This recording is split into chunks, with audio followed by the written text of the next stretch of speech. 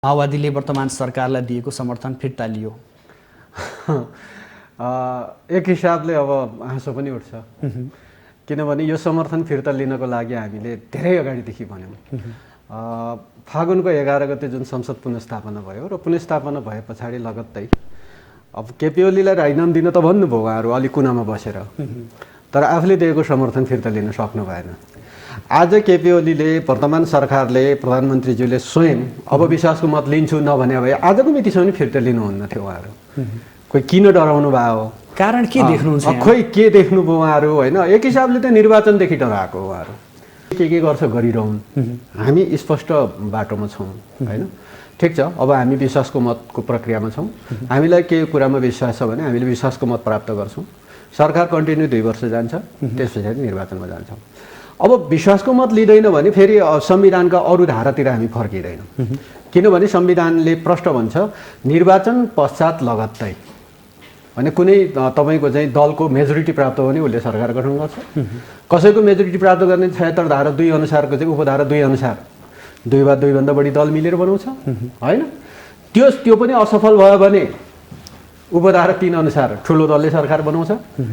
त्यो पनि असफल भयो भने कुनै एउटा चाहिँ मान्य सदस्यले एउटा विश्वसनीय आधार पेश गर्यो, ल बहुमतको हस्ताक्षर गरेर सायद मान्छे नै उपस्थित गरेर हस्ताक्षर प्रमाणित गर्नुपर्ने होला राष्ट्रपतिको अगाडि, त्यसो गर्यो भने सरकार गठन हुने हो। त्यसमा मैले प्रधानमन्त्री दाबी गरेर भयो यहाँ तपाईँको अगाडि म शेरबहादुर तामाङ भन्ने मान्छे देखाइरहनु भएको छ। यी 42 जना हामी छौँ भनेर उहाँहरूले देखाएर आफै मुख्यमन्त्री आफै छनौट गरिसक्नु भयो।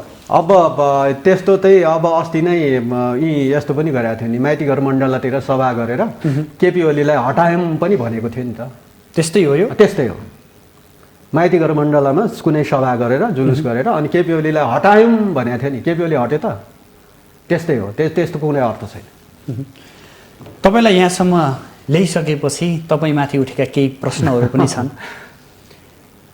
तपाईँलाई अवसरवादी भनियो कि साँचो हो यो? अब यस्तो हेर्नुहोस्, नेकपा एमालेमा उभिएका जति सबै केपी ओलीदेखि लिएर के सबै अवसरवादी हुन्? नेकपा एमाले पार्टी बनाउने हिँडेका सबै मान्छेहरू अवसरवादी हुन्? हामी नेकपा एमाले बनाउने हिँडेका र नेकपा एमालेको दृष्टिकोणको आधारमा यो मुलुकमा परिवर्तन सम्भव छ, यही दृष्टिकोण हामी बोक्छौँ। बिचमा फेरबदल त गरे हो नि तपाईँले? कहाँनिर फेरबदल भयो? कुराहरू त आएको थियो नि। होइन, कुनै अन्य पार्टीमा म लागेको छैन। म नेकपा एमालेमै थिएँ। नेकपा एमाले हुँदाखेरि तपाईँको चाहिँ सम्बद्धताहरू हुन्छन्। यो कुरालाई किन ममाथि नै लाग्नु पर्ने र? सम्बद्धता थिएन र नेताहरूको बिचमा तपाईँको चाहिँ हो नि त। कुनै बेला नेकपा एमाले त जनताको बहुदलीय जनवाद भनेर पार्टीभित्र पनि आन्तरिक लोकतान्त्रिकरणको सिद्धान्तलाई हामीले स्वीकार गरेको हौँ। त्यसबाट महाधिवेशनमा निर्वाचन हुन्छ, जिल्ला अधिवेशनहरू स्थानीय अधिवेशनहरूमा निर्वाचन हुन्छ। त्यो निर्वाचनलाई स्वीकार गर्छौँ हामी र निर्वाचनमा हारजित गर्न पाइन्छ। निर्वाचनमा तिमीलाई समर्थन गर्छु भन्न पनि पाइयो, तिमीलाई होइन तिमीलाई गर्छु भन्न पनि पाइयो, तिमीहरू कोही पनि होइन मै लड्छु भन्न पनि पाइन्छ। यो दृष्टिकोण हामीले बनाएका थियौँ नि। र आज म तपाईँको अगाडि सांसदको हैसियतमा हुँदैन थिएँ, उहाँहरूले स्पष्टीकरण पनि सोध्नुहुन्न थियो। त्यो चाहिँ कमरेड प्रचण्ड र कमरेड माधव नेपालको समूह भएर त्यसको बहुमतको आधारमा निर्वाचन आयोगले त्यसैलाई आधिकारिक त दिएको स्थिति थियो भने हामी स्पष्टीकरणमा पनि पर्दैन थियौँ होला, हामी सिधै निष्कासनमा पर्थ्यौँ। अनि स्थिति त्यो थियो, त्यो भयावह स्थिति थियो। हामीले विकास गरेको लोकप्रिय कम्युनिस्ट आन्दोलन नेकपा एमाले जुन ढङ्गले विकास गरेर ल्याएको थियौँ, त्यो पार्टीलाई तहस नहस हुने, त्यसको मनोविज्ञानलाई सिद्ध्याउने, त्यसको मनोविज्ञानलाई चाहिँ तपाईँको चाहिँ तहस नहस पार्ने जुन खालको चाहिँ एउटा हरकतहरू भए हो, ती हरकतहरूमा के हो त भनेर अलिकति यसो प्रश्न सोध्न नपाइने हो र पार्टीले? हो, त्यो सोधिएको मात्रै हो। र त्यो सोधिएको कुराहरूमा उहाँहरूको कतिपय प्रतिप्रश्नहरू चाहिँ उहरू पनि छन्, तर पनि ती सबै चिजहरूलाई पार्टी नेतृत्वले बसेर एउटा समाधान त दिन सकिन्छ। यी सांसदहरूले राजीनामा सामूहिक राजीनामा दिने भन्नुभएको छ, यो राजीनामा दिने भन्ने कुराहरू यहाँले सङ्केत पाउनु भएको छ? अब सुनेको हो। अब सामूहिक राजीनामाको कुरा अब कतै छलफलै गरेर सामूहिक राजीनामा गर्छौँ भन्ने खालका कुराहरू कहीँ आधिकारिक त छैन।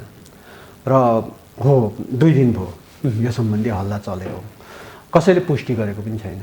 हो हामी राजीनामा दिन्छौँ सामूहिक भनेर भनेको पनि छैन। त्यसैले मलाई के विश्वास छ भने त्यस्तो काममा जानुहुन्न।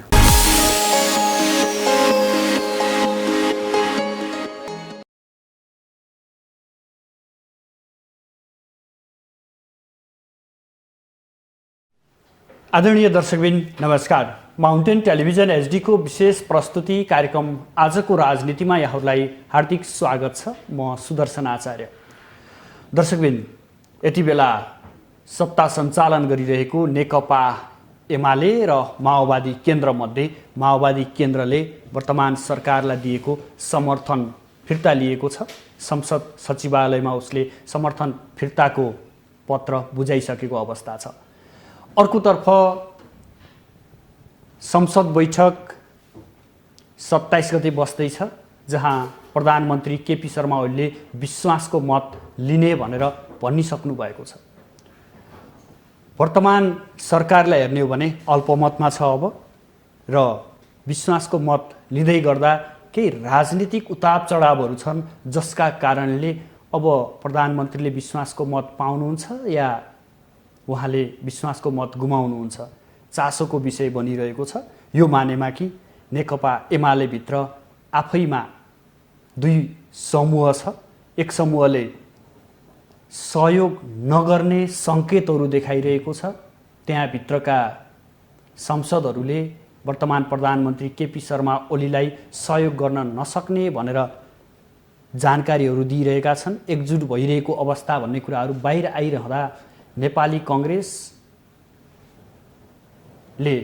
विश्वासको मत दिन नसकिने बताइरहेको छ भने जसपा अझै पनि अनिर्णित भई बनिरहेको अवस्था छ। जसपाभित्रको एउटा समूह प्रधानमन्त्रीलाई साथ सहयोग दिने पक्षमा छ भने एक समूह भने प्रधानमन्त्रीलाई साथ नदिने भनेर आफ्ना विचारहरू व्यक्त गरिरहेको छ। यो अवस्थामा अब बस्ने संसदीय बैठकमा प्रधानमन्त्री केपी शर्मा ओलीले विश्वासको मत लिन सक्नु होला अथवा सक्नु भएन भने आगामी बाटो के हुन सक्छ र कसरी अगाडि बढ्न सक्छ, यो आम चासोको विषय बनिरहेको छ। साथसाथै आज हामी प्रदेशमा भएका विभिन्न घटनाक्रम र त्यसको पनि समीक्षा गर्नेछौँ। यसका लागि आज हाम्रो स्टुडियोमा अतिथिको रूपमा नेकपा एमालेका नेता जो सङ्घीय संसदका प्रतिनिधि पनि हुनुहुन्छ, साथसाथै एमालेको केन्द्रीय सचिवालयको सचिव तथा पूर्व मन्त्री पनि हुनुहुन्छ, शेरबहादुर तामाङ। उहाँलाई स्वागत गरौँ। स्वागत छ सर यहाँलाई माउन्टेन टेलिभिजन। नमस्ते। माओवादीले वर्तमान सरकारलाई दिएको समर्थन फिर्ता लियो। एक हिसाबले अब हाँसो पनि उठ्छ, किनभने यो समर्थन फिर्ता लिनको लागि हामीले धेरै अगाडिदेखि भन्यौँ। फागुनको 11 गते जुन संसद पुनस्थापना भयो र पुनस्थापना भए पछाडि लगत्तै अब केपी ओलीलाई राजीनामा दिन त भन्नुभयो उहाँहरू अलिक कुनामा बसेर, तर आफूले दिएको समर्थन फिर्ता लिन सक्नु भएन। आज केपी ओलीले वर्तमान सरकारले प्रधानमन्त्रीज्यूले स्वयं अब विश्वासको मत लिन्छु नभने भए आजको मितिसम्म फिर्ता लिनुहुन्न थियो उहाँहरू। कोही किन डराउनु भयो, कारण के देख्नुहुन्छ? खोइ के देख्नुभयो उहाँहरू, होइन? एक हिसाबले त निर्वाचनदेखि डराएको उहाँहरू, निर्वाचनदेखि डराउनुहुन्छ। किन तपाईँ निर्वाचन भनेको चाहिँ दुनियाँको लोकतान्त्रिक अभ्यासको सबभन्दा उच्चतम नमुना त्यही हो नि, निर्वाचन हो। र जनताको सार्वभौमसत्ता स्थापित हुने थलो भनेकै निर्वाचन मार्फत हो। निर्वाचनबाटै जनताले आफ्नो अभिमत जाहेर गर्छ, आफ्नो सार्वभौमसत्ताको प्रयोग गर्छन्, र त्योदेखि डराउनुहुन्छ किन हो? अब समर्थन फिर्ता लियो भने अब फेरि केपी ओलीले फेरि निर्वाचनमा जान्छ कि के जान्छ कि भने डर भएर होला। फागुन 11 देखि यता तपाईँको चाहिँ आज वैशाखको पनि अन्तिम, होइन? यस्तो बेलामा आएर त्यो पनि प्रधानमन्त्री स्वयंले अब ठिक छ त हामी विश्वासको मत लिन्छौँ भनेर भनेपछि र संसदको बैठक आह्वान गरिसकेपछि अनि बल्ल बल्ल एकदम लाजले गालले एकदम चाहिँ अब हामी विश्वासको मत फिर्ता लियौँ हामीले भनेर चाहिँ अब राजनीतिमा किन त्यस्तो अड्किनु भयो उहाँहरू?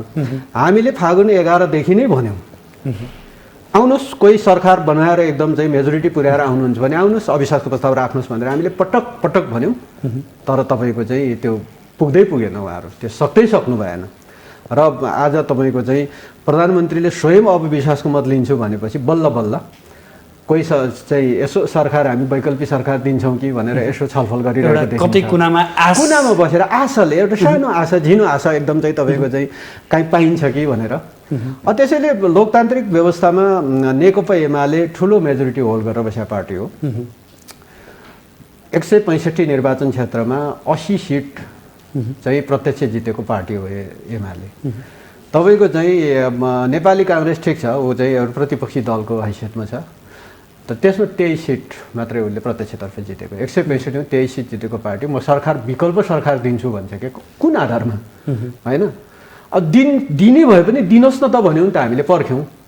तपाईँको चाहिँ फागुन 11 देखि लिएर हामीले चाहिँ वैशाखको 20-22 हामी पर्ख्यौँ नि। त्यति गर्दा पनि उहाँले दिन सक्नु भएन। अनि त्यस पछाडि ल ठिक छ त, अब विधि अनुसार कारण के देख्नुहुन्छ? ठ्याक्कै भनिदिनुहोस् नि, यो बिचमा चलखेलहरू हुनलाई हो कि यो होइन? अब तपाईँको चाहिँ चलखेल कसले के गर्छ गरिरहन्, हामी स्पष्ट बाटोमा छौँ होइन? ठिक छ, अब हामी विश्वासको मतको प्रक्रियामा छौँ। हामीलाई के कुरामा विश्वास छ भने हामीले विश्वासको मत प्राप्त गर्छौँ। सरकार कन्टिन्यू 2 वर्ष जान्छ, त्यस पछाडि निर्वाचनमा जान्छौँ। अब विश्वासको मत लिँदैन भने फेरि संविधानका अरू धारातिर हामी फर्किँदैनौँ, किनभने संविधानले प्रष्ट भन्छ निर्वाचन पश्चात लगत्तै भने कुनै तपाईँको चाहिँ दलको मेजोरिटी प्राप्त हो भने उसले सरकार गठन गर्छ। कसैको मेजोरिटी प्राप्त गर्ने 76 धारा 2 अनुसारको चाहिँ उपधारा 2 अनुसार 2 वा 2 भन्दा बढी दल मिलेर बनाउँछ होइन? त्यो पनि असफल भयो भने उपधारा 3 अनुसार ठुलो दलले सरकार बनाउँछ। त्यो पनि असफल भयो भने कुनै एउटा चाहिँ मान्य सदस्यले एउटा विश्वसनीय आधार पेश गर्यो, ल बहुमतको हस्ताक्षर गरेर सायद मान्छे नै उपस्थित गरेर हस्ताक्षर प्रमाणित गर्नुपर्ने होला राष्ट्रपतिको अगाडि, त्यसो गर्यो भने सरकार गठन हुने हो। त्यसो भने अहिले केपी ओली नेतृत्वको सरकार तपाईँको चाहिँ 76 धारा 2 अनुसारकोमा परिणत भयो। धारा 1 अनुसारको हामी मेजोरिटीमा थियौँ। नेकपा र एमाले चाहिँ नेकपाबाट माओवादी र एमाले जब छुटिसकेपछि हामी चाहिँ माओवादीको समर्थनै थियो। भर्खर विश्वासको मत फिर्ता ल्याउँ भनेर अब हामी चाहिँ विश्वास फिर्ता ल्याउँ भनिरहेको छ। त्यस भएको हुनाले तपाईँको चाहिँ अब 76-2 अनुसारको सरकार हो अहिले होइन? अब 76-2 अनुसारको सरकारले विश्वासको मत लिन कोसिस होइन अब हामी लिन्छौँ होइन? विश्वासको मत प्राप्त भयो, ठिक छ, कन्टिन्यू हामी सरकार चलाउँछौँ। अब प्राप्त भएन भने 3 अनुसारको सरकार गठन हुन्छ, 76-3 अनुसारको। त्यो भनेको ठुलो दलको हिसाबले केपी ओलीकै नेतृत्वमा सरकार गठन हुन्छ। त्यसलाई संवैधानिक हिसाबले 1 महिनाको टाइम छ। 1 महिनाभित्र त फेरि विश्वासको मत लिनुपर्ने हुन्छ र 1 महिनाभित्र विश्वासको मत प्राप्त भयो, ठिक छ, हामी अर्को 1 वर्ष गभर्मेन्ट चलाउँछौँ होइन? सम्भावना कतिको देख्नुहुन्छ? प्रधानमन्त्री विश्वासको मत पाउनुहुन्छ भन्ने सम्भावना? विश्वासको मत प्राप्त गर्ने कुरामा त हामीलाई कुनै कन्फ्युजन छैन। हामी विश्वासको मत प्राप्त गर्छौँ र त्यो मान्छेलाई अलिअलि नेकपा एमाले भित्रको आन्तरिक समस्यामा चाहिँ के होला भन्ने मात्र शङ्का न हो। मान्छेले त्यो हिसाबले पो पाउँदैन कि भन्ने लाग्यो होला। नेकपा एमाले 121 सांसद होल्ड गरेर बसेको छ होइन? तपाईँको चाहिँ त्यसमा केही प्लस नचाहेको हामीलाई। त्यसो भएकोले एमालेको आन्तरिक राजनीतिक समस्यामा आज मान्छेले बाहिर जसरी चाहिँ एकदम यो समाप्त हुन्छ, खत्तम हुन्छ, फुटे हुन्थ्यो भनेर जति धुप बाल्दैछ नि, यस्तो हुँदैन। किनभने यो पार्टीभित्रको निर्माणमा, यो पार्टीको चाहिँ यो विकासमा सबै नेताहरूको योगदान छ। ती योगदान गरेका नेताहरू नेकपा एमालेको पहिचान, त्यहाँबाट अलग्गै अर्को पहिचान बनाउँछु भनेर बाहिर जाँदै जानुहुन्न। त्यो एमालेकै पक्षमा, एमालेको पक्षमा तपाईँहरू यो मानेमा ढुक्क हुनुहुन्छ?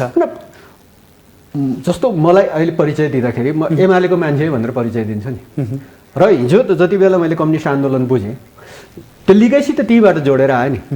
आज मैले त्यो एमाले भन्ने परिचयबाट म अर्को परिचय हुन त मलाई धेरै सकस हुन्छ। त्यो त मलाई मात्र होइन नि त, एमालेका चाहिँ सबै नेताहरूलाई त्यही सकस हुन्छ, सबै कार्यकर्तालाई त्यही सकस हुन्छ। अब त्यो सकसपूर्ण काममा किन लाग्छन् होला र नेताहरू? मलाई लाग्छ त्यो उहाँहरू सबैजना अन्ततोगत एमालेको पहिचानमै बस्नुहुन्छ, यो प्रष्ट कुरा हो। र हो, यदि तपाईँको चाहिँ के हुन्छ त विश्वासको मत पाएन भने भन्ने कुरा त प्रष्टै छ नि। 76 को धारा 3 अनुसारको उपधारा 3 अनुसारको सरकार गठन हुन्छ, ठुलो दलको हिसाबले केपी ओलीको नेतृत्वमा गठन हुन्छ। केपी ओलीकै नेतृत्वमा गठन हुने सरकारले फेरि तपाईँको चाहिँ त्यो ठुलो दलको हिसाबले गठन हुँदाखेरि 1 महिनाभित्र उसले चाहिँ विश्वासको मत लिनुपर्ने हुन्छ। त्यहाँ विश्वासको मत पाएन भने हामी मुलुक इलेक्सनतर्फ जान्छ। त्योभन्दा अगाडि बढ्दैन। तर हामी के देख्छौँ भने विश्वासको मत पनि लिन्छौँ। अब अर्ली इलेक्सनतर्फ नजाऊ भनेर अदालतले भनिसकेका हुनाले अब अदालतको अलिअलि मान पनि त राख्नु पर्यो, किनभने हाम्रो संवैधानिक हिसाबले अदालतलाई चाहिँ तपाईँ न्यायालयलाई जुन अधिकार दिएको छ त्यो अधिकारको व्याख्या गर्नुभएको छ उहाँहरूले। भनेपछि त त्यसको पनि त मान राख्नको लागि अर्ली इलेक्सन त हामी जाँदैनौँ। तपाईँहरू यति विश्वस्त हुनुहुन्छ तर तपाईँको पार्टीभित्रैको एउटा समूह छ जसले समर्थन गर्न सकिँदैन है भनेर हस्ताक्षर समेत सङ्कलन गरियो भन्ने कुराहरू बाहिर आएका छन्।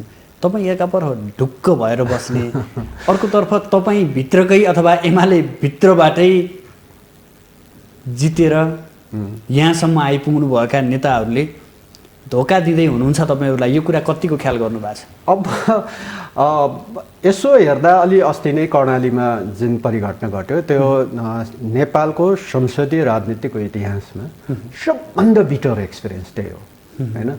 अब त्यो बिटर चाहिँ परिघटना फेरि दोहोरिन्छ भन्ने कुरामा हामीलाई विश्वास छैन, किनभने त्यस्तो तहको जुन पार्टीको मेनिफेस्टोमा चुनाव लडेको छ, जुन पार्टीको निर्वाचन चिन्हमा चुनाव लडेको छ र त्यही पार्टीको चाहिँ मेनिफेस्टो र निर्वाचन चिन्ह बोकेर जनतालाई विश्वास दिलाएको छ र जनताले त्यसमा भोट हालेका छन्, ती जनतालाई विश्वासघात पक्कै गर्दैनन् नेताहरूले। स्पष्टीकरण सोध्ने, कारबाही गर्ने अनि फेरि तिनीको विश्वास गर्दै होइन, यो त सबै प्रक्रियाको कुरा होइन, प्रक्रिया हो। किनभने पार्टीभित्र तपाईँले जसरी बाहिर हेर्दा एकदम नेताहरूको बिचमा चाहिँ तानातान समस्या पो छ कि भन्ने देखिन्छ नि, त्यो सँगसँगै भित्र तपाईँको चाहिँ पार्टीभित्रको आन्तरिक कुराहरू मिलाउनको लागि त्यत्तिकै प्रयत्न पनि भइरहेछ। नेताहरूको बिचमा संवाद चलिरहेको छ, छलफल चलिरहेको छ। हामी के देख्छौँ भने कोही पनि नेताहरू एमालेको पहिचानबाट पर नभागोस्, त्यो एमालेकै पहिचान भएर बसोस्। जस्तो नामै लिँदाखेरि अब माधव कुमार नेपाल, झलनाथ खनालहरू यो पार्टीको मतलब संस्थापन कालदेखि र पछि तपाईँको चाहिँ लामो लामो समय यो पार्टीको नेकपा एमालेको नेतृत्व गरेका व्यक्तित्वहरू हुन्। उहाँहरू नेकपा एमालेको पहिचानबाट, नेकपा एमालेको नेता भन्ने चाहिँ पहिचानबाट अर्को पहिचान त बनाउन उहाँहरू तयार हुन्।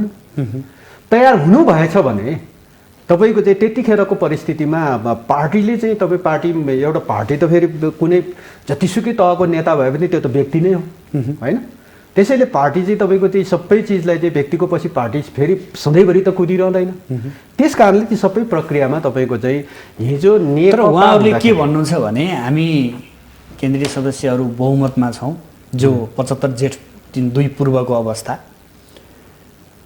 जिल्लाहरूमा पनि हाम्रै सङ्गठन बलियो छ, हामी आधिकारिक पार्टी हौँ भनेर त उहाँहरू त जिल्ला जिल्लामा गइरहनु भएको छ। त अब यो त ठिक छ, मान्छेलाई केही समय त भ्रममा पार्न सकिएला, केही मान्छेहरूलाई भ्रम पार्नको लागि ती सबै कुराहरू बताउन सकिएला। तर आधिकारिक पार्टी के हुन्छ भन्दाखेरि 9 राष्ट्रिय महाधिवेशनबाट निर्वाचित अध्यक्ष र त्यो अध्यक्षको मातहत बन्ने कमिटीहरू र तपाईँको चाहिँ त्यो सेन्ट्रल कमिटी, त्यो मातहत बन्ने कमिटीहरू र त्यसले बोक्ने निर्वाचन चिन्ह र त्यसले बोक्ने एउटा दृष्टिकोण, मुख्य कुरा यति हो। र यो चिज जोसँग छ त्यो नेकपा एमालेको आधिकारिक त त्यहाँ हुन्छ। यो चिज जोसँग छैन, अब के क्षणलाई हामी आधिकारिक एमाले हो भन्दै हिँडेर के अर्थ लाग्छ र? भोलि त निर्वाचन आयोगमा त अर्कै चिन्ह र अर्कै पार्टी नाम लिएर त जानै पर्ने हुन्छ। त्यसैले हाम्रो भनाइ के हो भने अर्को चिन्ह र अर्को नाम लिएर किन जाने? नेकपा एमाले नै छँदैछ त, उहाँहरू नेतै हो त, हामी सबैले नेता मान्न तयारै छौँ त फेरि होइन। देशभरिको कार्यकर्ता होइन, जनता मतदाता नेकपा एमालेलाई जसले विश्वास गर्छ। तपाईँहरूले अपहेलना गर्नुभयो रे के प्रधानमन्त्री केपी शर्माहरूले उहाँलाई बैठकमा बोलाउने, छलफल गर्ने केही पनि गर्नुहुन्न रे? बाहिर पाखा लगाइसकेपछि त उहाँहरू त केही एक्सनमा त जानु पर्यो नि, हामी भन्नुभएको छ। त्यस्तो त देखिँदैन हेर्नुहोस्, किनभने बिचमा धेरै ठुला प्रयत्नहरू भएको छ र पार्टी केन्द्रीय कार्यालयमा नेताहरूको बिचमा बसेर छलफल पनि भएको छ र त्यही प्रयत्न स्वरूप नै हो नि तपाईँको चाहिँ पार्टी अध्यक्ष र वरिष्ठ नेता माधव कुमार नेपालको बिचमा कुनै एक ठाउँमा होटलमा चाहिँ एउटा छलफल पनि भएको छ, लगातार 2 दिन भएको छ होइन। अब अहिले पनि चलिरहेको छ, अहिले पनि संवादहरू चलिरहेका छन् होइन। अब द्विपक्षीय बहुपक्षीय संवादहरू चलिरहेकै छन्। अब पार्टीबाट अलग्गै हुन्छु भन्ने कसैको नियत छ, कसैले म एमालेको पहिचानमा बस्दिनँ, एमाले हुँदै हुन्न भन्छ भने त्यो उहाँको व्यक्तिगत कुरा हो, व्यक्तिगत स्वतन्त्रताको कुरा हो। किनभने कसैलाई कुनै एउटा राजनीतिक दृष्टिकोण बोक्न पाइन्छ, त्यो आफूले बोक्ने मात्र होइन, आफूले बोकेको दृष्टिकोणको पक्षमा, आफूले बनाएको पार्टीको पक्षमा अरूलाई सङ्गठित गर्न पनि पाइन्छ। हाम्रो संविधानले त्यो अधिकार दिएको छ। त्यसैले त्यो अनुसार एमालेको पहिचानबाट अर्को पहिचान बनाउनुहुन्छ भने व्यक्तिले जान्ने कुरा हो। तर हामी सिङ्गो पार्टी चाहिँ के चाहन्छौँ भने उहाँहरू जतिको नेताहरू होइन, अथवा एउटा आशा लाग्दो अरू पनि नेताहरू छन् दोस्रो पुस्ताका नेताहरू, उहाँहरू भोलि नेकपा एमालेकै पहिचान बोकेर नेतृत्व गर्नुहुन्छ, एमालेको नेता बन्नुहुन्छ। अरू कुनै पहिचान बनाउँछु, अर्कै पार्टी बनाउँछु भन्नुभयो भने अब कठिन हुन्छ। तर यहाँनिर के भनिन्छ भने शीर्ष नेताहरू जो विगतमा पार्टी पनि हाँकिसक्नु भएको छ, देशको नेतृत्व पनि सम्हालिरहनु भएको छ, ती नेताहरूलाई कारबाही नगरेको भए हुन्थ्यो, यो अलि छिटो हतारमा निर्णय गर्दाखेरि यो अवस्था सिर्जना भयो भन्ने पनि त आकलन गरिन्छ नि। कारबाही त अहिले कसैलाई गरेको छैन। कारबाहीको हकमा कर्णाली प्रदेशमा जुन 4 जनाले फ्लोरकस गर्यो उहाँहरू कारबाहीमा हो र त्यसमध्ये पनि 4 मध्ये 1 जना केन्द्रीय सदस्य नै भएको हुनाले उहाँलाई अब निष्कासनै गरिसकेको छ। त्यो बाहेक अरू कसैलाई अहिलेसम्म कारबाही गरिसकेको छैन। र एउटा परिस्थिति हो, जति बेला तपाईँको चाहिँ नेकपा हुँदाखेरि पार्टी अध्यक्ष स्वयं प्रधानमन्त्री केपी ओलीलाई कतै बसेको बैठकहरूले अथवा सडकतिर बसेको कुनै जुलुस अथवा बैठकहरूले पार्टी सदस्यताबाट निष्कासन, प्रधानमन्त्रीबाट अब हटाइयो, संसदीय दलको नेताबाट हटाइयो भन्ने जस्ता कतिपय क्रियाकलापहरू भएको थियो। र त्यो क्रियाकलाप यदि फागुन 23 को अदालतको फैसला नआएको भए त्यो क्रियाकलाप बढ्थ्यो र आज म तपाईँको अगाडि सांसदको हैसियतमा हुँदैन थिएँ। उहाँहरूले स्पष्टीकरण पनि सोध्नुहुन्न थियो। त्यो चाहिँ कमरेड प्रचण्ड र कमरेड माधव नेपालको समूह भएर त्यसको बहुमतको आधारमा निर्वाचन आयोगले त्यसैलाई आधिकारिक त दिएको स्थिति थियो भने हामी स्पष्टीकरणमा पनि पर्दैन थियौँ होला, हामी सिधै निष्कासनमा पर्थ्यौँ। अनि स्थिति त्यो थियो, त्यो भयावह स्थिति थियो। हामीले विकास गरेको लोकप्रिय कम्युनिस्ट आन्दोलन नेकपा एमाले जुन ढङ्गले विकास गरेर ल्याएको थियौँ त्यो पार्टीलाई तहस नहस हुने, त्यसको मनोविज्ञानलाई सिद्ध्याउने, त्यसको मनोविज्ञानलाई चाहिँ तपाईँको चाहिँ तहस नहस पार्ने जुन खालको चाहिँ एउटा हरकतहरू भए हो, ती हरकतहरूमा के हो त भनेर अलिकति यसो प्रश्न सोध्न नपाइने हो र पार्टीले हो, त्यो सोधिएको मात्रै हो। र त्यो सोधिएको कुराहरूमा उहाँहरूको कतिपय प्रतिप्रश्नहरू प्रति चाहिँ उहरू पनि छन्, तर पनि ती सबै चिजहरूलाई पार्टी नेतृत्वले बसेर एउटा समाधान त दिन सकिन्छ।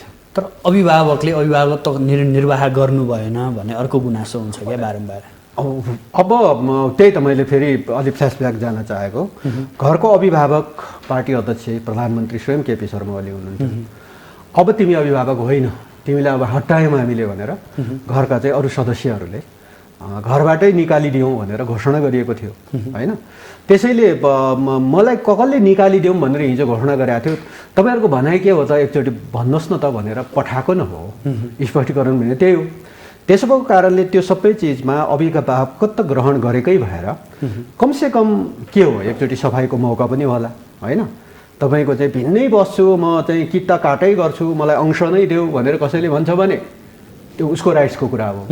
तर हामी अहिले अंश लगाउँदैनौँ, हामी अहिले भिन्न हुन दिँदैनौँ। हामी अहिले मूल घर एउटै घर हो, नेकपा एमालेको घर हो, त्यहीँभित्र बस्नुपर्छ, सबैजना बसौँ भनेर गरिने क्रियाकलापहरू सबै तहको क्रियाकलापहरू हामीले गरिरहेका पनि छौँ। त्यो अनुसार पार्टी नेतृत्वसँग छलफल पनि चलिरहेकै छ।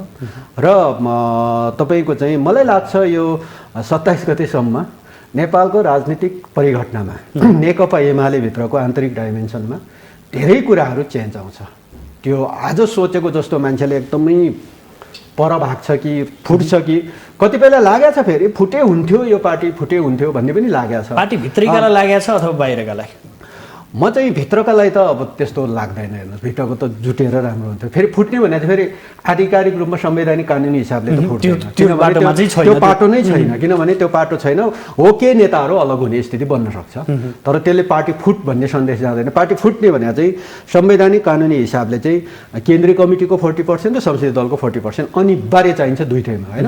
दुईटैमा नपुग्नुको मतलब पार्टी फुट्दैन, यो संवैधानिक हिसाबले पार्टी फुट्दैन।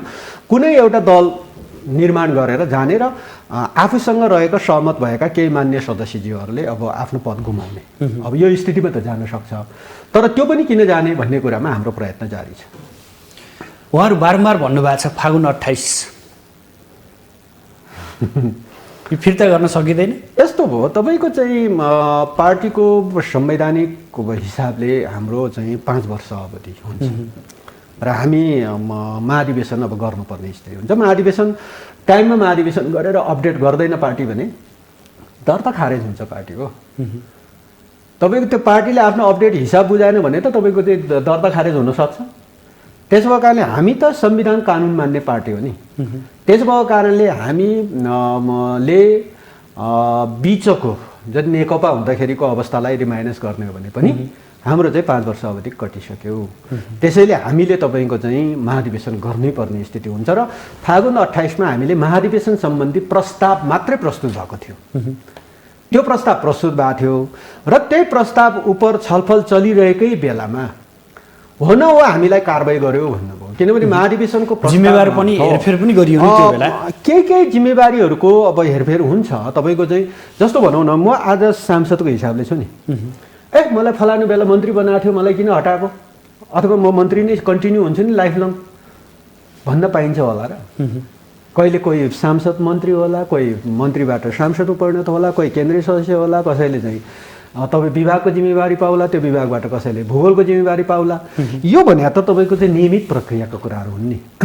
त्यसैले जिम्मेवारी पार्टीभित्र जिम्मेवारी हेरफेर हुनसाथ कारबाही गर्यो भन्ने कसरी बुझ्ने हो र?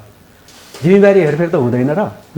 त्यसैले फेरि पनि तपाईँ एउटा महाधिवेशन बुझाउन नसक्नु भयो कि उहाँहरू बुझ्न नसक्नु भयो? बुझेर बुझ पचाइएको हो हेर्नुहोस्, होइन? सबै बुझेको छ, किन नबुझ्ने कहाँ छ र? सबैजना बुझेकै मान्छेहरू हुन्, बुझेकै मान्छे। बारम्बार भन्नुहुन्छ कि प्रधानमन्त्रीको हट जसका कारण आज पार्टी यस्तो अवस्थामा पुग्यो भनेर त उहाँहरूले दोष त प्रधानमन्त्रीलाई लगाइरहनु भएको छ। प्रधानमन्त्रीको बरु नेकपा एमाले बचाउनलाई, नेकपा एमालेको लिगेसी बचाउनलाई, नेकपा एमालेको सङ्गठन बचाउनलाई, त्यसको पार्टी बचाउनलाई, त्यसको जनमत बचाउनलाई चाहिँ बरु प्रधानमन्त्रीको के हो, अब हट भनौँ कि जेसुकै भनौँ, त्यसैले बरु बचायो। होइन भने नेकपा एमालेको लिगेसी सिद्धिएकै हो, सिद्ध्याएकै हो, मान्छेहरूले सिद्ध्याउन खोजेकै हो, नेकपा एमालेलाई समाप्त गर्न खोजेकै हो। एमाले नामको पार्टी र त्यसले विकास गरेको लोकप्रिय कम्युनिस्ट आन्दोलनले समाप्त गर्न खोजेकै हो। र बरु केपी ओलीको नेतृत्वमा ती सबै चिजहरू आज जोगिएको छ कि एमाले पार्टी र त्यसको सिङ्गो लिगेसी र एमाले पार्टीको जुन हिजो निर्माणको चाहिँ समूह चलाइरहनु भएको छ भन्नुहुन्छ कि उहाँहरू। अब त्यो त फेरि निर्वाचनले प्रमाणित गर्ने कुरा हो। किनभने निर्वाचन, अब आसन्न निर्वाचनमा हामी नेकपा एमाले सानो समूह हुन्छ कि विशाल पार्टी हुन्छ, हामीलाई विश्वास छ अब प्रधानमन्त्री त अझ बढी हौसिनु हुन्छ, 2 सय सिंहदरबार पस्छु भन्नुहुन्छ है। तर पनि हामी जतिको कार्यकर्ता पनि हामी के देख्छौँ भने तल जनमत र यसका कार्यकर्ताको सबै लक्ष्य हेर्दाखेरि हामी बहुमत सहित चाहिँ सिंहदरबार छिर्छौँ निर्वाचनमा। अब त्यो सानो समूह हुन्छ कि के हुन्छ, अब त्यति बेला प्रमाणित हुन्छ, त्यो समयले देखाउँछ। किनभने नजिकै छ त, अब धेरै टाढा त जानु पर्दैन। त्यसो भएको कारणले हामी फेरि पनि तपाईँ सबै नेता नेतृत्वलाई जो अहिले एमालेको मूलधार अथवा एमालेको लिगेसीलाई अझै एट्याच भइसक्नु भएको छैन, उहाँहरू तपाईँको चाहिँ कुनै समूह वा कुनै अर्को समूह अथवा नेकपा एमालेलाई आरोप लगाएर बहिर्गमन हुने ठाउँमा उहाँहरू पुग्दैन र पुग्नु हुँदैन। त्यसैले हामी कुनै समूह भनेर अथवा कुनै अर्कै ठाउँको, अर्कै पार्टीको, अर्कै दृष्टिकोण बोकेको मान्छेको रूपमा हामी व्यवहार पनि गर्दैनौँ। त्यो ढङ्गले उहाँहरूलाई हुत्तिनुहोस् पर जानुहोस् पनि भन्दैनौँ। उहाँहरू सबै पार्टीको मूल भनौँ नेकपा एमालेको लिगेसीभित्रै उहाँहरू पस्नुहुन्छ, त्यसको नेतृत्व गर्नुहुन्छ। यो चासोको विषय 27 गतेकै छ। एमालेका केही सांसदहरूले सामूहिक राजीनामा दिने भन्नुभएको छ।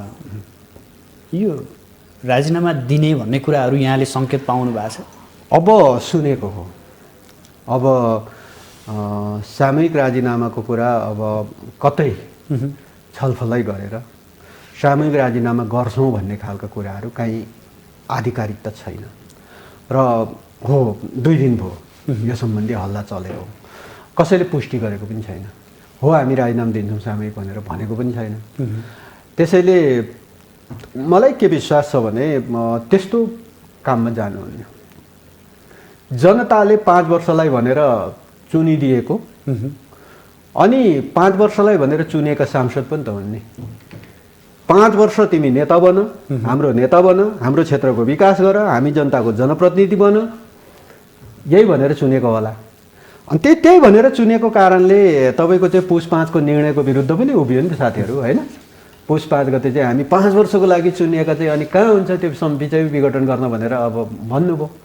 ठिक छ नि त, 5 वर्षको लागि चुनेको, त्यसपछि अदालतले चाहिँ पुनर्स्थापन पनि गरिदियो। अनि बिचैमा अदालतलाई पुनर्स्थापना गर्नको लागि भनेर अब एउटा अभियान चलाउने, पुनर्स्थापना भइसकेपछि चाहिँ बिचैमा छोडेर होइन जनताको चाहिँ प्रतिनिधिको हैसियतबाट चाहिँ छोडेर हिँड्नुहुन्छ जस्तो लाग्दैन। त्यो चाहिँ जनतामाथि नै विश्वासघात हो। हेर्नुहोस्, त्यो त्यस्तो तहको काममा चाहिँ उहाँहरू लाग्नुहुन्न। किनभने जनताले जति बेला नेतृत्व गर्न भनेर सुम्पिएको छ, म त्यो नेतृत्व गर्दिनँ भनेर कोही एउटा व्यक्तिले व्यक्तिगत निर्णय गर्छ भने जनताले फेरि किन चुनिदिने उसलाई? उहाँकै नैतिकताको प्रश्न उठ्छ नि। किन समर्थन गर्ने त जनताले? जनताले 5 वर्ष तिमी नेतृत्व गर, होइन? अनि त्यस पछाडि तपाईँ जो होला प्रधानमन्त्रीमाथि पनि प्रश्न उठ्छ, होइन? पुस 5 गते त्यसो भए किन विघटनतिर गएको त, होइन? तपाईँलाई त 5 वर्षको लागि म्यान्डेट दिएको थियो भन्ने कुरा होला। राजनीतिक घटनाक्रमका यी सबै श्रृङ्खलाहरूको बारेमा नेताले मात्र जान्दछन्, जनताले जान्दैनन् भन्ने कुरा चाहिँ होइन। आम नेपाली जनता पनि उत्तिकै सक्षम छन्, उत्तिकै जान्दछन् र उनीहरूले त्यो सबै कुराको विश्लेषण गरेर हिसाब किताब गरेर राखेका हुन्छन् र त्यसको अन्तिम फैसला जनताले फेरि निर्वाचन मार्फत गर्छन्। हामीले गरेका कतिपय काम कारबाही कदमहरू राम्रो भएन, जनताको चाहिँ विपक्षका भयो भने जनताले हामीलाई भोट हाल्दैन, यो त प्रश्न छ, होइन? हामीले गरेका क्रियाकलापहरू ठिक छन्, राम्रो छन् भने जनताले पुनः हामीलाई निर्वाचित गराइदिन्छ। त्यसैले त हामी आवधिक निर्वाचनको पक्षमा छौँ। हामीले संविधानमै त्यही कुरा उल्लेख गरेका छौँ। विश्वासको कुरा, मतको कुरा भयो। यहाँनिर जसपालाई टुक्र्याउनु पनि वर्तमान सरकार लागि परेको छ भन्ने अर्को आरोप पनि खेप्नु परेको छ। आरोप चाहिँ नेकपा एमाले यसको नेतृत्वले नै खेप्नु पर्दो रहेछ। हेर्नुहोस्, किनभने अर्को एउटा राष्ट्रिय पार्टी, जसपा एउटा राष्ट्रिय पार्टी हो अहिले, हो हिजो उनीहरूले एउटा क्षेत्र विशेषलाई खास गरी मूलतः मधेस केन्द्र गरेर आफ्ना गतिविधिहरू आफ्नो पार्टी निर्माण गरिरहेको थियो। तर आज त्यो एउटा राष्ट्रिय पार्टीको हैसियतमा अगाडि आइरहेको पार्टीलाई देशका ठुला राजनीतिक पार्टीहरू, मूलतः राष्ट्रिय पार्टीहरू बिचमा विग्रह हुँदाखेरि त्यसले सिङ्गो राष्ट्रिय राजनीतिलाई पनि असर पार्छ। त्यसैले हामी चाहँदैनौँ कुनै राजनीतिक दलहरूभित्र त्यहाँभित्र समस्या होस्। एमाले भित्रको समस्याले हामी आफै पीडित छौँ त। समस्या त छ अलिअलि, जतिसुकै छैन भने पनि। त्यसैले तपाईँको चाहिँ अर्को कुनै राजनीतिक दलभित्र प्रवेश गरेर हामीले चाहिँ टुक्र्याउनु पर्ने, फुटाउनु पर्ने, जसपा कि त एक ढिक्कै भएर नेकपा एमालेलाई सघाउँछ, वर्तमान सरकारलाई सघाउँछ, भोट हाल्छ, कि त एक ढिक्कै उभिएर उहाँहरू सरकारको विपक्षमा उभिन्छ। त्यति चाहिँ गर्नुपर्छ उहाँहरूले। त्यो बिचमा फुट्ने वा के गर्ने उहाँहरूको आन्तरिक मामिलामा हामी हाम्रो कुनै चासो पनि छैन। उहाँहरूको आन्तरिक त्यो पार्टीभित्रको उसमा हाम्रो कुनै देखिन्छ क्या, एउटा समूह प्रधानमन्त्री सुध्रिसक्नु भएको छ, अब सहयोग साथ रहन्छ भन्ने एउटा समूह छ, होइन? सुध्रिएको त भनौँ न। तपाईँको चाहिँ आज कुनै बेला अब मधेसको विषयमा सबैभन्दा बढी उदार त्यहाँको विषयमा चाहिँ विषय उठाउने व्यक्तित्व नै प्रधानमन्त्री केपी शर्मा ओली हुनुहुन्थ्यो। तर पनि केपी ओलीलाई मधेस विरोधीको संज्ञा दिएर यति धेरै बदनाम गरे। तर आज परिस्थितिले त त्यस्तो बनेन कि केपी ओली नै रहेछ वास्तवमा मधेसको बारेमा, मधेसका मुद्दाहरूको बारेमा नेतृत्व गर्न सक्ने भन्ने कुरा त त्यो मधेसकै जनताले भन्न थाले नि त, होइन? त्यसो भएको कारणले मधेसको समस्या भने चाहिँ त्यो कुनै एउटा दल विशेषको समस्या त होइन। आज यो मुलुकको समस्या हो, होइन? हाम्रो तराई भूभाग, हाम्रो मधेस पनि यो नेपाल भूमिकै एउटा जमिन हो। त्यहाँ सरकार छ, त्यहाँ हाम्रो प्रदेश छ, होइन? त्यहाँ निर्वाचित सरकारहरू छ, निर्वाचित पालिकाहरू छन्। त्यसैले त्यहाँ बसोबास गर्ने जनतालाई चाहिँ राज्यले कुनै पनि मानेमा तपाईँको दोस्रो दर्जामा हेर्नै हुँदैन नि। त्यसैले त हामीले राष्ट्रिय इस्यु, राष्ट्रिय मुद्दा हो भनेरै आज केपी ओलीले त्यसको समाधानको दिशातर्फ अगाडि बढ्नु भएको छ। हिजो धेरै सरकारहरूले, धेरै पार्टीका अरू नेताहरूले चाहिँ तपाईँ चाहिँ प्रधानमन्त्री हुँदा हस्ताक्षर पनि गरे, धेरै सम्झौताहरू गरे, आन्दोलन हुन्थ्यो मधेसमा, अनि त्यसपछि सम्झौता गरे, कुनै पालना गरेनन्। तर आज कुनै हस्ताक्षर नगरेको केपी ओली चाहिँ पालना गर्दैछ नि त धमाधम, होइन? त्यहाँको मुद्दाहरूको विषयमा चाहिँ सम्बोधन गर्दैछ। त्यसैले काम गरेर देखाउने हो हामी। केपी ओलीले काम गरेरै देखाउनुहुन्छ। र यो मुद्दामा अब तपाईँको चाहिँ एउटा राष्ट्रिय पार्टी, मधेसको पार्टी, केपी ओलीले गरेको कुरा पनि अझ पुगेन भनेर उहाँहरूलाई लाग्छ, ओके, उहाँहरू एक ढिक्कै बसेर केपी ओलीको विरुद्ध मत हाल्न पनि सक्नुहुन्छ, होइन? गठबन्धन सरकार भन्ने सम्भावना कति छ? यहाँले कसरी हेर्नुहुन्छ? अब म चाहिँ त प्रश्न के देख्छु भने मधेसको खास गरी मूलतः जसपा एक ढिक्कै भएर अब जता उभिन्छन्, एक ढिक्कै भएर उभिन्छन् र अलि बढी अब सरकारको पक्षमै उभिन्छन् होला भन्ने हाम्रो अनुमान हो, होइन? किनभने हामीले गर्नुपर्ने कैयौँ कुराहरू हामी पुर्याइरहेका छौँ, गरिरहेका छौँ। अब ती मागलाई मागकै रूपमा राखेर अनि त्यसकै नाममा राजनीति बजाउनुपर्छ, त्यसकै नाममा भोट पाइरहनुपर्छ भन्ने राजनीतिमा लाग्नुहुन्छ भने त उहाँहरूले जान्ने कुरा हो होइन। आफ्नो राजनीति बचाउनको लागि समस्या जिउको त्यौँ राख्ने होइन, समस्या चाहिँ जिउको त्यौँ राख्ने कि अनि समस्या समाधान नगर्ने, अनि त्यसपछि त्यो समस्यालाई सधैँभरि भजाएर भोट प्राप्त गरिरहने अवसर खोज्दै हिँड्यो हो। त्यसैले समस्या समाधान गरौँ, मधेसको समस्या छ भने समाधान गरौँ। त्यो कुरामा वर्तमान सरकार केपी ओली भ्रष्ट हुनुहुन्छ। हामी समस्या समाधानको दिशातर्फ अगाडि छौँ।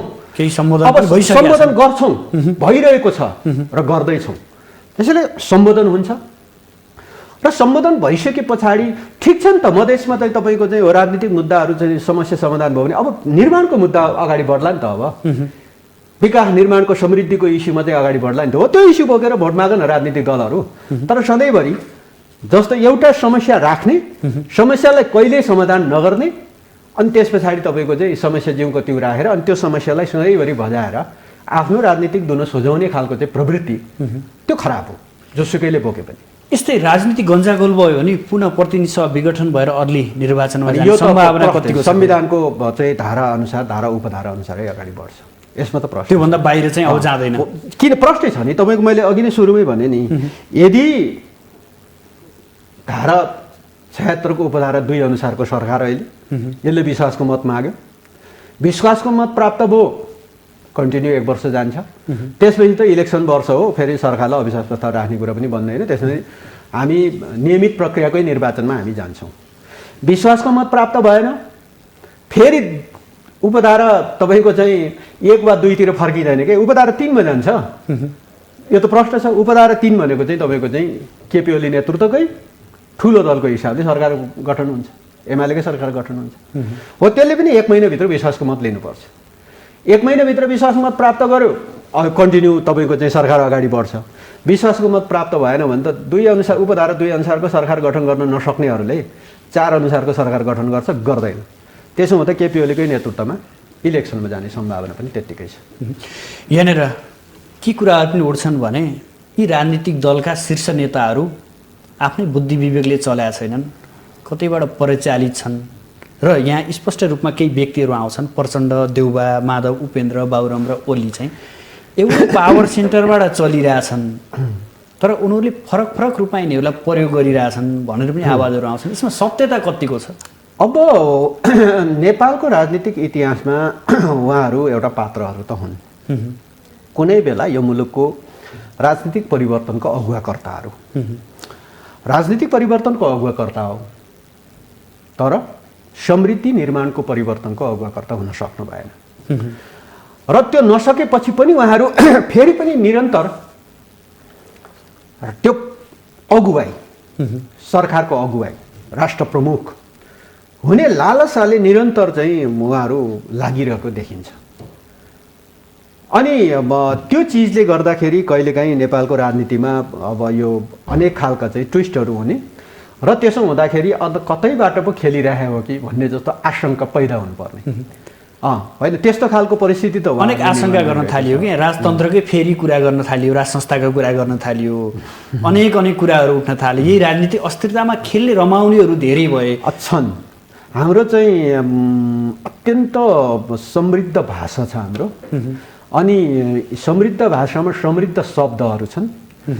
एउटा शब्द प्रयोग गरेर तपाईँलाई रसातालमा पुर्याइदिन सकिन्छ, एउटा शब्द प्रयोग गरेर तपाईँलाई एकदम माथि सिर्पेस लाउने ठाउँमा पुर्याउन सकिन्छ।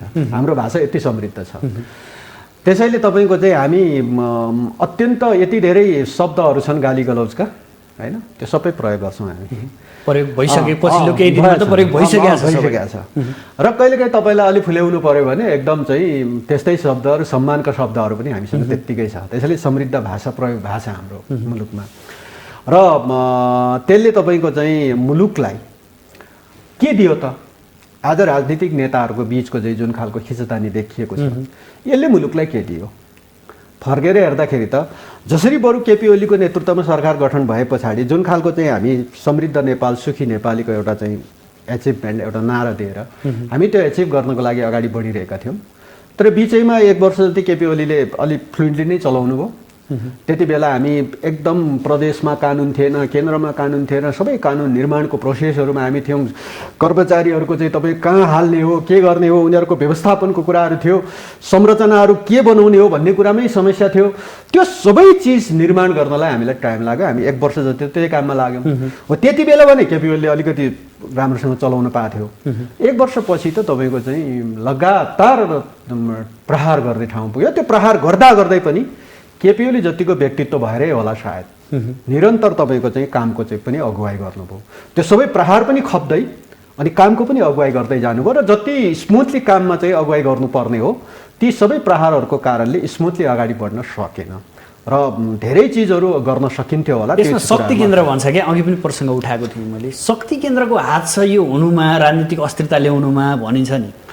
अब किन हामी आफै बुद्धि विवेक स्वविवेकले काम गर्न सक्दैनौँ यहाँनिर? अनि हाम्रो चाहिँ आफूभित्रको समस्याहरू समाधान गर्न नसक्दाखेरि सधैँभरि हामी वल्लो घरमा हामी आफ्नो घरमा झगडा गरिरहन्छौँ भने पल्लो घरकोले कहिलेकाहीँ झ्याल उगाएर कति झगडा गर्छौ तिमीहरू भनेर भन्न सक्छ।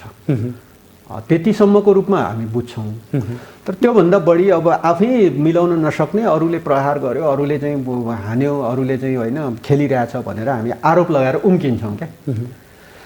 म सुन्छु, म किनभने म पनि विगतमा पनि भन्यो यस्तो म तपाईँलाई म आफ्नै उदाहरण जस्तो सेन्टरमा धेरै नेताहरूसँग सामिप्यतामा रहेर काम गरेको छु। काम गरिन्छ, उहाँहरूको भनाइहरू सुनिन्छ। हिजो पनि धेरै नेताहरूको बिचमा चाहिँ हामी सँगै छौँ, कुराकानी हुन्छ।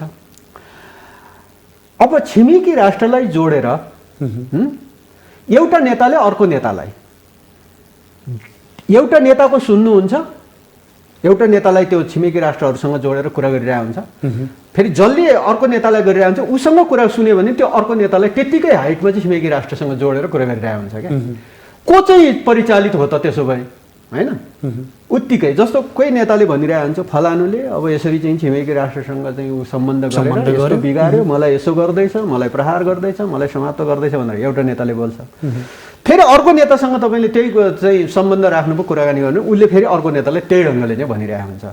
त्यो कसको सम्बन्ध हो, के हो? कहिलेकाहीँ तपाईँको चाहिँ छिमेकीहरूले तपाईँले अघि भने जस्तो कतै दूतहरू एकै ठाउँबाट खटाएर होइन एउटै सेन्टरमा सबै छलफल हुने, आज फलानुलाई गएर तिमीले यसो भन्ने, फलानुलाई तिमीले यसो भन्ने भनेर खटाएर अनि त्यस पछाडि चाहिँ प्रभोग गराउने काममा पो लाग्यो हो कि भन्ने जस्ता चाहिँ हामीलाई पनि शङ्का लाग्ने कहिलेकाहीँ। तर अब आफूभित्रको समस्या मिलाउन नसकेर अनि छिमेकीलाई दोष लगाएर उम्किने गरेको प्रवृत्ति चाहिँ हाम्रो नेपालमा छ। त्यसैले पहिलो कुरा त आफू नै हो। आफूभित्रको समस्या आफूले समाधान गर्नुपर्छ र आफूले समाधान गर्न नसकेपछि छिमेकीको कारणले चाहिँ यस्तो भयो भनेर आरोप लगाउने चाहिँ जुन खालको चाहिँ हाम्रो प्रवृत्ति छ त्यही खराब हो।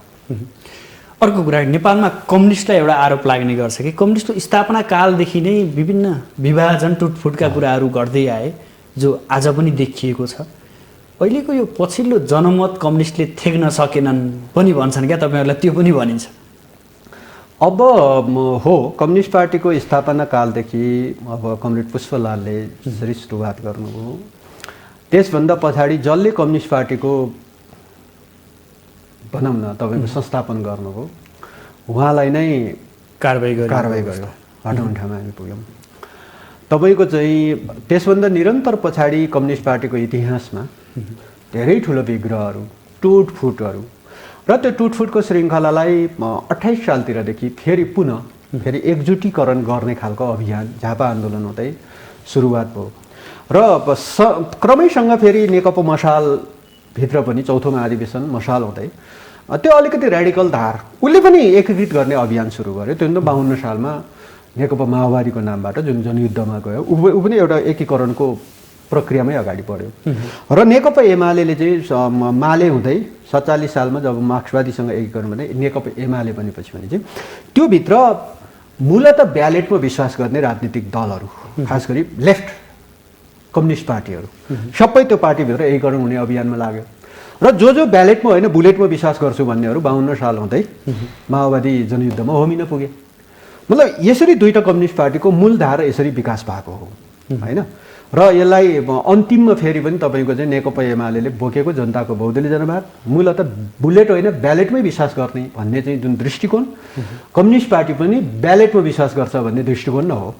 त्यो दृष्टिकोणको पक्षमा फेरि 62-63को जनक्रान्ति र त्यसको सफलता र राजतन्त्रको समाप्ति गणतन्त्रको घोषणासँगै माओवादी केन्द्र पनि अब तपाईँ त्यति बेला तत्कालीन माओवादी उहाँहरू पनि अब बुलेट त्यागेर होइन शान्ति प्रक्रियामा सबै हस्ताक्षर गरेर आफ्ना सेना हतियार सबै बिसाएर उहाँहरू बुलेट होइन ब्यालेटमै विश्वास गर्नुभयो। यही कारणले त ब्यालेटमै विश्वास गर्ने दुईटा पार्टी अनि किन अलग बस्ने त भनेर 74मा हामी मिलेर चुनाव लड्यौँ अनि आयौँ। जनमत पनि राम्रो प्राप्त भयो। त्यसैले यो जनमतलाई खण्डित हुन नदिनको लागि नेकपा एमाले धार, हिजो नेकपै हुँदाखेरि पनि त्यो एमाले धार, त्यसले र त्यसको अगुवा नेता खास गरी केपी ओलीले त्यसलाई एकताबद्ध बनाएरै राख्नको लागि निकै ठुलो प्रयत्न र निकै ठुलो आफ्ना चाहिँ सेक्रिफाइसहरू गरे। किनभने नेकपा एमाले भन्ने पार्टी त यत्रो विशाल पार्टी हामीले निर्माण गऱ्यौँ, त्यसलाई एक ठाउँ मिसाइदिएर एमाले भन्ने नामै समेत पनि हामीले हटाएर नेपाल कम्युनिस्ट पार्टी नेकपा भन्ने ठाउँमा पुग्यौँ। र जनताको बहुदलीय जनवाद नै हो, हामी ब्यालेटमा विश्वास गरेर हामीले चाहिँ तपाईँ दृष्टिकोण बनाएर अगाडि आएको, त्यसलाई समेत पनि ठिक छ जनताको जनवाद भनौँ नि त भनेर हामी त्यो ठाउँमा उभियौँ। मतलब नेकपा एमालेको इतिहासमा यति ठुलो सेक्रिफाइस होइन, नेतृत्व समेत पनि अब तपाईँको चाहिँ यत्रो विशाल पार्टी तपाईँको चाहिँ हामी चाहिँ निर्वाचनमा यति राम्रो शानदार जितिरहेका थियौँ। 74 सालको स्थानीय तहको चुनाव हुँदाखेरि काङ्ग्रेस र माओवादीको सरकार थियो होइन र केन्द्रमा मिलेर चुनाव लडिरहेको थियो। भरतपुरमा तपाईँले देख्नुभयो, सबैलाई थाहा छ, जगजाहेर छ, धेरै ठाउँमा मिलेर चुनाव लडिरहेको थियो। त्यसो हुँदा पनि नेकपा एमाले ठुलो पार्टीको हैसियतले तपाईँको चाहिँ स्थापित भयो, स्थानीय तहमा धेरै ठाउँमा शानदार विजय प्राप्त गरे। पनि यो पार्टीले तपाईँको चाहिँ आफ्नो नाम आफ्नो दृष्टिकोण सबैलाई एउटा कमन बनाउँ नि त भनेर नेतृत्व समेत पनि तपाईँको चाहिँ यत्रो पार्टीको अध्यक्ष केपी ओली हुँदा हुँदै ल समानान्तर अध्यक्ष अर्को पनि अध्यक्ष हालौँ भनेर कमरेड प्रचण्डलाई स्वीकार गरेर हामी सबैले अब नेताहरू जिन्दाबाद भनेर उभिएका ठाउँमा पुगेकै हो नि। मतलब यी सबै चिजहरूबाट चाहिँ हामीले एउटा महानै एकता हो त्यो एकता बिचमा खण्डित भयो, छुट्टै कुरा हो। तर हामीले जुन उद्देश्यको साथ एकता गरेका थियौँ त्यो एकता बचाउनु पर्थ्यो, त्यो एकता राम्रै थियो हामीले जुन एकता गरेका थियौँ। र त्यो एकताको पक्षमा अहिले पनि नेकपा एमाले छ। त्यसैले त कमरेड बादलहरू रामबहादुर थापाहरू होइन फेरि पनि एमालेकै उसमा चाहिँ हामी एकताकै पक्षमा छौँ भनेर उभिरहनु भएको छ नि होइन। तर अब नेकपा एमाले तर्फको चाहिँ माओवादी केन्द्रतर्फ को लाग्यो त? नेतृत्व तहको मान्छेहरू को लागेका छन् त? लागेका छैनन्। तर हेर्दै जानु होला अब यो एकता अझै बच्छ र यो जनमत पनि बच्छ र तपाईँले जनमतमा माथि चाहिँ जुन प्रश्न गरिराख्नु भएको छ यो जनमत पनि बच्छ र यो जनमतको अगुवाई नेतृत्व नेकपा एमाले गर्छ र माओवादी केन्द्रतर्फ र अन्य घटकहरूको चाहिँ बिस्तार यतिका घटनाक्रम जनतालाई देखाइरहनु भएको छ, अब पनि तपाईँलाई जनमत आउँछ? अब नेकपा एमाले चाहिँ है ठिक छ, बिचमा को नेताले गाली गरे होला, कसले के गरे होला, केपी ओलीलाई गलहत्याएर निकाल्छु पनि भने होला नि होइन, निकाले पनि फेरि तपाईँको चाहिँ सबै गरे, प्रक्रिया त सबै आयो, सबैलाई छर्लङ्ग छ नि होइन।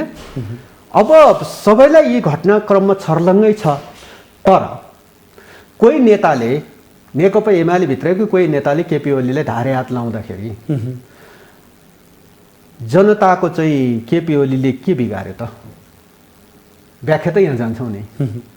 हामी त गरिरहेका छौँ, गर्दैछौँ, निर्माणका कामहरू सम्पन्न गरिरहेका छौँ, कैयौँ वर्ष थाँतिरहेका चाहिँ राष्ट्रिय गौरवको आयोजनाहरू सम्पन्न गरेर उद्घाटन गरिरहेका छौँ। कैयौँ तपाईँको चाहिँ हाम्रा मोन्युमेन्टहरू जुन ढलेका थियो भूकम्पले ती सबै चिजहरू हामी पुनर्निर्माण गरेर आज धमाधम हामी चाहिँ तपाईँको चाहिँ उद्घाटन गरिरहेका छौँ। सबै सिट ठडिरहेको छ। त्यही त म भन्छु, जति केपी ओलीलाई तपाईँको चाहिँ रसातलमा माटो मुनि गाड्छु भने त्यति धरहरा ठडियो नि, भएको त यही हो। त्यसैले जनताको जनजीविकाको सवालमा हो, कोरोनाको कारणले हामी अझै अलिकति सेटब्याक खायौँ होला, तर पनि हामीले तपाईँको चाहिँ कैयौँ चिजहरू आज निर्माणकै क्षेत्रमा हेर्दाखेरि 2 वर्ष अगाडिको काठमाडौँ उपत्यका र आज काठमाडौँ उपत्यकाको सडक हेर्नु न, दाँजेर हेरौँ होइन। 2 वर्ष अगाडि काठमाडौँ धुलो र धुवाँको सहर भन्थ्यो नि, आज धुलो लगभग अलि अस्ति नै बाहिर डढेलो लागेको कारणले अलि त्यो चाहिँ लाग्यो होइन। तर काठमाडौँमै तपाईँको चाहिँ आज धुलो र धुवाँ धेरै हटिसकेको स्थिति छ। भने यो सबै चिजहरू तपाईँको चाहिँ सडकहरू कालोपत्री गर्ने कामदेखि लिएर जनताले आधारभूत तहका खानेपानी पुर्याउनुदेखि लिएर विद्युतीकरणमा हामीले यति राम्रो सफलता प्राप्त गरेका छौँ र अब भारतबाट बिजुली किन्नु नपर्ने गरी माथिल्लो तामाकोसी अब हुँदैछ। यावत कुरामा चाहिँ जनताले अझै पनि विश्वास गर्छन् किन भन्नेमा गर्दैन? चाहिँ तपाईँले ढुक्क होइन, हुनुहुन्छ। जनतालाई विश्वासघात कहाँनिर गर्यो केपी ओलीको नेतृत्वको प्रधानमन्त्रीको नेतृत्वको सरकारले? यो चाहिँ चिजमा जनताप्रति हो, कोही नेतामाथि भयो होला, कोही नेताको प्रधानमन्त्री बन्ने मेसेज चाहिँ त्यस्तै गइरहेछ तपाईँले। म्यासेज त विपक्षी अब अलिकति विरोध गर्नेहरूले त लान्छ नि। जस्तो कोही नेताको केपी ओलीलाई हटाएर प्रधानमन्त्री हुन्छु भन्ने उत्कट अभिलाषा थियो होला नि, त्यो पुरा नभएको कारणले केपी ओलीमाथि थारे हात लाउलान् होइन। कसैलाई केपी ओली पार्टी अध्यक्षबाट हटाएर म अध्यक्ष हुन पाए हुन्थ्यो भन्ने पनि लाग्यो होला, त्यस कारणले उसले म्यासेज लैजाला, गलत म्यासेज। तर जनता चाहिँ के त्यतिकै अब नहेरी बसेको छ र नदेख्ने छ र जनता देख्छन्, हेर्नुहोस्, बुझ्छन् कुरा। अब हामी थोरै प्रदेशतिर पनि जोड्यौँ, विशेष गरी लुम्बिनी प्रदेशको घटनाक्रम यतिखेर चासोको विषय बनिरहेको छ। त्यहाँको मुख्यमन्त्रीले आफूसँग बहुमत नहुँदै पनि फेरि मुख्यमन्त्री बन्नुभयो, शपथ लिनुभयो भनेर त त्यहाँका प्रतिपक्षी सांसदहरूले त विरोध जनाइरहेका छन्। यहाँसम्म कि आफूलाई मुख्यमन्त्रीको घोषणा समेत गरिसकेको अवस्था हो। के छ, तपाईँहरूले यो सङ्घमा त किचलो गरिरहनु भएको थियो, प्रदेशमा पनि यसका बाछिटाहरू किन पार्दै हुनुहुन्छ तपाईँहरू? हामी नेकपा एमाले कहीँ किचलो गरेका छैन। नेकपा एमालेको सरकार हटाउँछु भनेर किचलो त अरूले गरे हो नि, सङ्घमा पनि त्यही गरे हो, प्रदेशमा पनि त्यही गरे हो। नेकपा एमाले त आफै सरकारमा छ, आफै नेतृत्व गरिरहेछ, किन किचलो गर्छ? हो, एमालेको नेतृत्वको सरकार, यसका मुख्यमन्त्रीहरू भएको प्रति असह्य छ केही साथीहरूलाई, केही पार्टीहरूलाई। त्यसलाई कसरी हटाउने भनेर अनेक टिकडम, अनेक खेल खेलिरहेको छ। किचलो त त्यहीँबाट सुरु भयो।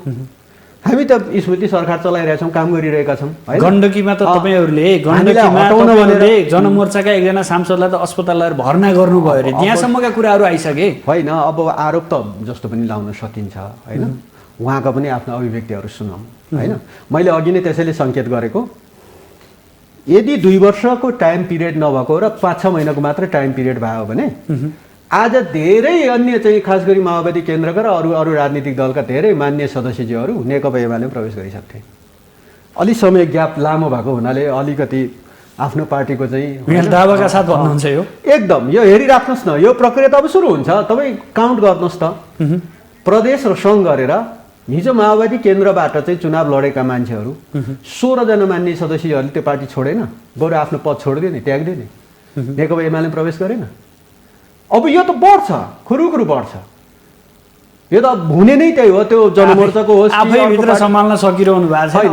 यो पनि यो त मैले सुरुमै भने यो सम्हालिन्छ। नेकपा एमाले नामको पार्टीभित्र कतै विग्रह होला, कुनै नेताहरूले चाहिँ अप्ठ्यारो सिर्जना गर्ला भनेर कसैले देखाएको छ भने, सपना देखाएको छ भने त्यो सपना नदेखे हुन्छ। नेकपा एमाले भित्रको समस्या हामी समाधान गर्छौँ। अनि अल्पमतमा रहँदै शङ्कर पोखरेल किन? होइन, यो चाहिँ यस्तो कुरा हो, हेर्नुहोस्, अब संसदीय दलको बैठक बसेको छ, बहुमतले हस्ताक्षर गरेको छ।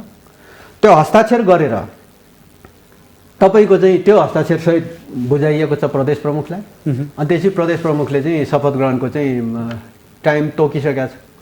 अनि त्यो बिचमा कसले कहाँ को सांसद घटाए, कसले चाहिँ के गरे, कहाँनिर चाहिँ सांसदलाई अपहरण गरेर कहाँ लिएर गयो, त्यो अर्कोले जान्ने कुरा हो नि। पहिलो कुरो त त्यो जुन अगाडि बढेको प्रोसेसको त लागु हुँदो होला नि त। र फेरि पनि अर्को कुरा के हो भने प्रदेशमा अब विश्वासको मत लिइन्छ।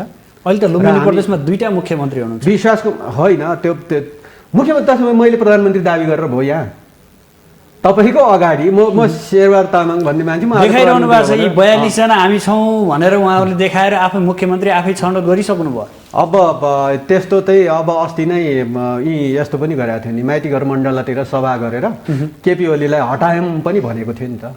त्यस्तै हो यो? त्यस्तै हो। माइतीघर मण्डलमा कुनै सभा गरेर जुलुस गरेर अनि केपी ओलीलाई हटायौँ भनेको थियो नि, केपी ओली हट्यो त? त्यस्तै हो, त्यस्तो कुनै अर्थ छैन। तपाईँलाई यहाँसम्म ल्याइसकेपछि तपाईँमाथि उठेका केही प्रश्नहरू पनि छन्। तपाईँलाई अवसरवादी भनियो कि साँचो हो यो? अब यस्तो हेर्नुहोस्, म चाहिँ नेकपा एमाले मूलत तपाईँको चाहिँ हिजो 47भन्दा अगाडि हामी नेकपा माले, भूमिगत माले पार्टी थियो, त्यो पार्टीको कार्यकर्ता, त्यसको अनिरा सुबियु एकताको 5औं भन्ने सङ्गठन थियो, त्यही सङ्गठनमा सङ्गठित हुँदै आयौँ र पछि त्यही बेला भूमिगत पार्टीका केही कमिटीहरूमा हामीलाई समाविष्ट गर्यो र 47 आन्दोलन सफल भयो। आन्दोलनमा हामी सरिक छौँ र त्यस पछाडि एमाले र माले र मार्क्सवादी बीचको एकीकरण सम्पन्न भयो, एमाले भयो। र हामी त्यही पार्टीको निर्माणको प्रोसेसमा छौँ। अनि आज त्यही एमाले पार्टीको पक्षमा उभिँदाखेरि के अवसर छोप्दै हिँड्यो र? म कुनै अर्को पार्टीमा हिँडेको पनि छैन।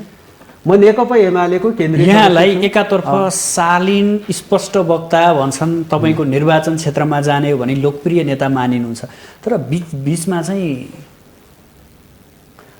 कता कता बरालिनु भयो भन्ने कुराहरू आयो कि यहाँ। आज नेकपा एमालेमा उभिएका जति सबै केपी ओलीदेखि लिएर के सबै अवसरवादी हुन्? नेकपा एमाले पार्टी बनाउने हिँडेका सबै मान्छेहरू अवसरवादी हुन्? हामी नेकपा एमाले बनाउन हिँडेका र नेकपा एमालेको दृष्टिकोणको आधारमा यो मुलुकमा परिवर्तन सम्भव छ, यही दृष्टिकोण हामी बोक्छौँ। बीचमा फेरबदल त गरे हो नि तपाईँले? कहाँनिर फेरबदल भयो? कुराहरू त आएको थियो नि। होइन, कुनै अन्य पार्टीमा म लागेको छैन। म नेकपा एमालेमै थिएँ। नेकपा एमाले हुँदाखेरि तपाईँको चाहिँ सम्बद्धताहरू हुन्छन्। यो कुरालाई किन ममाथि नै लाग्नु पर्ने र? सम्बद्धता थिएन र नेताहरूको बिचमा? तपाईँको चाहिँ हो नि त। कुनै बेला नेकपा एमाले त जनताको बहुदलीय जनवाद भनेर पार्टीभित्रको पनि आन्तरिक लोकतान्त्रिकरणको सिद्धान्तलाई हामीले स्वीकार गरेको हौँ। त्यसबाट महाधिवेशनमा निर्वाचन हुन्छ, जिल्ला अधिवेशनहरू, स्थानीय अधिवेशनहरूमा निर्वाचन हुन्छ। त्यो निर्वाचनलाई स्वीकार गर्छौँ हामी र निर्वाचनमा हारजित गर्न पाइन्छ। निर्वाचनमा तिमीलाई समर्थन गर्छु भन्न पनि पाइयो, तिमीलाई होइन तिमीलाई गर्छु भन्न पनि पाइयो, तिमीहरू कोही पनि होइन मै लड्छु भन्न पनि पाइन्छ। यो दृष्टिकोण हामीले बनाएका थियौँ नि। र त्यही दृष्टिकोणको बिचमा कहिलेकाहीँ नेताहरूको बिचमा दुईवटा नेता अथवा तीनवटा नेताको बिचमा चुनाव हुन थाल्यो भने त्यति बेला एउटा कार्यकर्ता राजनीतिक प्राणीले तटस्थ बस्न मिल्छ र? कसै न कसैलाई त भोट त हाल्नु पर्यो। हो, त्यही भोट हाल्ने क्रममा हामीले 9औं राष्ट्रिय महाधिवेशनमा केपी ओली र माधव नेपालको बिचमा चुनाव भयो, केपी ओलीले जित्नुभयो। हो, त्यति बेला म माधव नेपाललाई अध्यक्ष बनाउन भनेर लाग्ने मात्र होइन, उहाँको महाधिवेशनको व्यवस्थापकै मै थिएँ त, होइन? त्यो हिसाबले नेताहरूको त्यो हिसाबले त तपाईँ नेताहरूको बिचको सम्बद्धता त हुन्छ, हेर्नुहोस्, सम्बन्ध हुन्छ। त्यही सम्बन्धको हिसाबले 8औं राष्ट्रिय महाधिवेशनकै कुरा गर्दाखेरि तपाईँको चाहिँ झलनाथ खनाल र केपी ओलीको बिचमा निर्वाचन भएको छ। झलनाथ खनालको महासचिव ईश्वर पोखरेल, केपी ओलीको महासचिव तपाईँको चाहिँ प्रदीप नेपाल भएर चुनाव लडेको हो। त्यति बेला पनि झलनाथ खनालको महाधिवेशनको आन्तरिक व्यवस्थापकमै थिएँ। त्यो हिसाबले सम्बन्ध हुन्छ, नहुने होइन। यावत प्रसङ्गहरू पनि सिद्धान्त र विचारमा तामाङ एक ठाउँमा अब यहाँनिर चाहिँ म तपाईँलाई के प्रश्न पार्न चाहन्छु भने जब पार्टी एउटै छ, त्यहाँभित्रको आन्तरिक जीवनमा हामी चाहिँ नेताहरूको बिचमा प्रतिस्पर्धा हुन्छ भने त्यो प्रतिस्पर्धामा कतै न कतै उभिने कार्यकर्ता एउटा राजनीतिक प्राणी होले उभिन सक्छन्। तर जब पार्टीकै प्रश्न उठ्यो नि, अब नेकपा एमालेलाई विघटन गरेर समाप्त पार्ने कि नेकपा एमालेले जोगाएर जाने हो, यो सन्दर्भमा कुनै व्यक्तिको पक्षमा लागेर नेकपा एमाले बस्दैन। सिङ्गो पार्टीको पक्षमा पार्टीलाई उभ्याउन सबै नेताहरू लाग्नुपर्छ भन्ने पक्षमा उभिँदाखेरि अनि किन यो चार्ज बोक्नु पर्यो र? मैले म त एमालेकै पक्षमा यस्तो आरोप लाग्छ भने लाग्दै जाउँ, लाग्छ, त्यस्तो लाग्न सक्छ। किनभने आज तपाईँको चाहिँ त्यसो भए मानौँ न माधव कमरेड आज नेकपा एमालेको वरिष्ठ नेताको हैसियतले नेकपा एमालेकै नेतृत्व गर्नुहुन्छ भने हामी सबैको नेता हो नि, हामी स्वीकारिहाल्छौँ नि। तर उहाँ होइन एमालेको पहिचान म चाहिँ छोडिदिन्छु, म अर्कै पहिचान बनाउँछु भन्नु भने उहाँको पछि लाग्न सकिन्छ र? अनि उहाँको त्यो एमाले भन्दा बाहेक अर्को पहिचान त म त बनाउन चाहन्न। अनि त्यति बेला त्यो पछि नलागेको कारणले अनि अवसर छोप्दै हिँड्यो भनेर कसरी आरोप लाग्छ र? हस्, यहाँसम्म आइदिनु आफ्नो महत्त्वपूर्ण विचार र महत्त्वपूर्ण समय हामीलाई उपलब्ध गराइदिनु भयो, यसमा यहाँलाई विशेष आभार। हजुर, धन्यवाद। आदरणीय दर्शकबिन, आज हामीसँग अतिथिको रूपमा हुनुहुन्थ्यो नेकपा एमालेका नेता जो पूर्व मन्त्री पनि भइसक्नुभयो, साथसाथै उहाँ प्रतिनिधि सभा सदस्य पनि हुनुहुन्छ भने पछिल्लो समय नेकपा एमालेको केन्द्रीय सचिवालयको सचिव पदमा पनि जिम्मेवार सम्हाल्नु भएको थियो। उहाँसँग समसामयिक राजनीतिक घटनाक्रम, आगामी 27 गते प्रधानमन्त्री केपी शर्मा ओलीले लिन लाग्नुभएको विश्वासको मत, त्यसपछिका घटनाक्रम र अबको कार्यदिशा के हुन सक्छ भन्ने विषयमा केन्द्रित रहेर बहस सञ्चालन गऱ्यौँ।